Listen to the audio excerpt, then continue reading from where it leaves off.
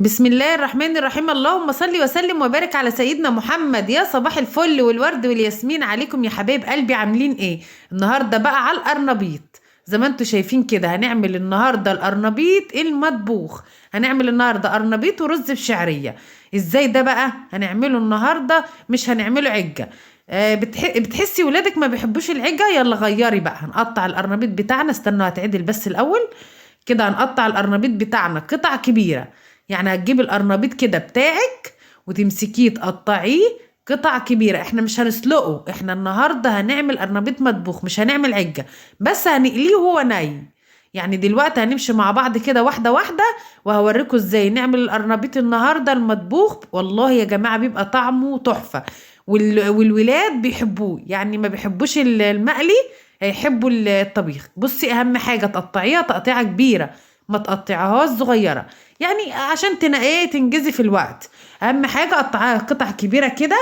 وبعد كده زي ما هو كده هقليه زي ما هو. هنقطع بس كل كميه القرنبيط اللي معانا تقطيعه كبيره، وبعد كده هنقليه زي ما هو ناي. ونعمل النهارده قرنبيط مطبوخ.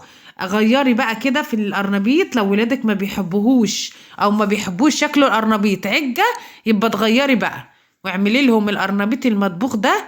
هتجربيه النهارده، يعني مش عاوزه اقولك مش هتنسي حلاوته. على طول ولادك هيطلبوه منك.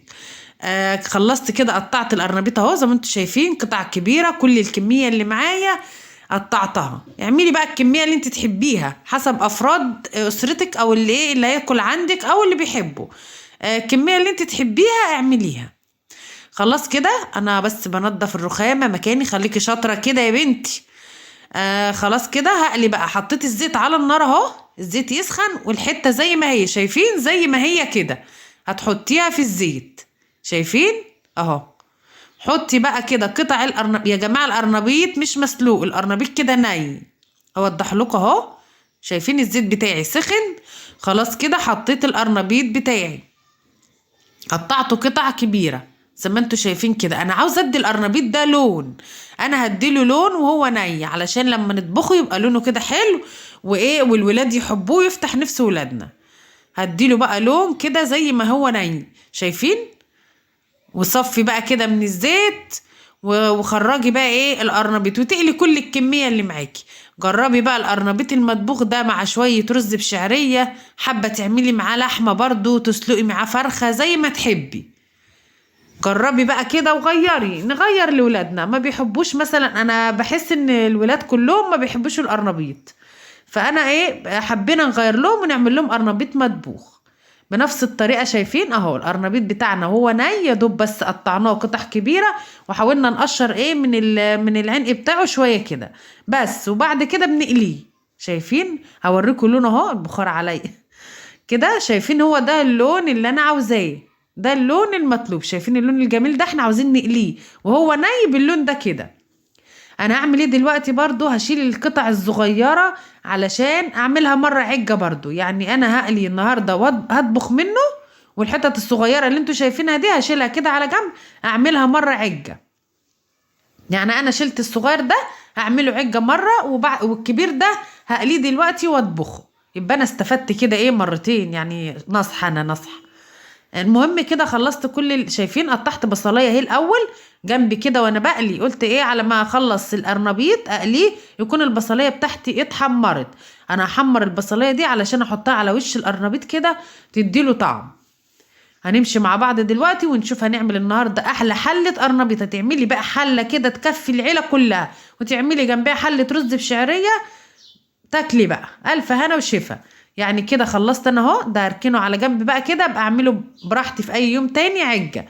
وده كده القرنبيط بتاعي اللي قليته كله. هحمر بقى البصلايه دي كده لما حد ايه ما تحمر، انا عاوزاها تحمر. معايا بقى الحله بتاعتي. بصي ركزي بقى، هترصي القرنبيط بتاعك ازاي. شايفين اهو. هتخلي العنق بتاعه ده تحت والزهرة فوق، يعني زي ما انت شايفة كده. يعني هترجعيها كأنها قرص قرنبيط تاني. شايفين اهو العنق ده تحت ودي والزهرة فوق. وحاولي تزنقي بقى علشان لما القرنبيط ده بيستوي بيقل بيخس كمان. يعني حاولي تزنقي كده هنا وهنا كده. ما تقلقيش، هيستوي كله ويبقى تمام. شايفين؟ وما شربش الزيت معايا اهو، ما بيشربش زيت على فكره وهو نايم. يعني كده قليته واديته اللون الحلو بتاعه ده، حاجه كده عسل. ورصيته الرصه اللي انتوا شايفينها دي. هحمر بقى البصلايه بتاعتي وبعد كده احطها على الوش. شايفين اهو؟ حمرت البصلايه، حمريها بقى باللون ده كده. وبعد كده هتعملي ايه؟ هتحطي البصلايه ده على الوش وهنزوده شوربه بس. يعني حاجه سهله جدا، طريقته سهله جدا جدا والله والله، والطعم بتاعه هيعجبك. جربيه كده مع شويه رز بشعريه هيعجبك. البصلايه بقى ممكن انت تحطها بالقلايه على طول على القرنبيط، بس انا بحاول ايه اقلل يعني من الدهون. صفيتها كده بمصفى ناعمه، يعني انت ممكن تقلبيها زي ما هي، لكن انا بحب ايه يعني اقلل شويه. حطيتها بقى على الوش زي ما انتوا شايفين كده. وبعد كده بقى الشوربه بتاعتي، زودي بقى كده ايه القرنبيط بتاعك لحد ايه نصه او اكتر من النص شويه. خلاص هوريكم اهو، شايفين الشوربه اهي عايمه فيه، يعني ايه اكتر من النص. خلاص كده. بس القرنبيط بطبيعته يا جماعه بيبقى دلع، يعني الشوربه بتاعتي انا مظبطاها ملحها مظبوط، بس انا هحط نص معلقه ملح برضو علشان عارفه ان القرنبيط لازما بيبقى ايه دلع، بيبقى عاوز ملح، فحطيت له شويه ملح كمان. انت برضو حطي شويه ملح وبعد كده تظبطي الملح بتاعك.